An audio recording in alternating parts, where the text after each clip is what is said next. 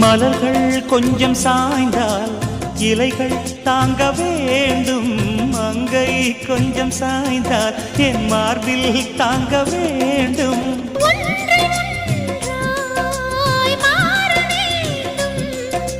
உன்னில் என்னை தேட வேண்டும்.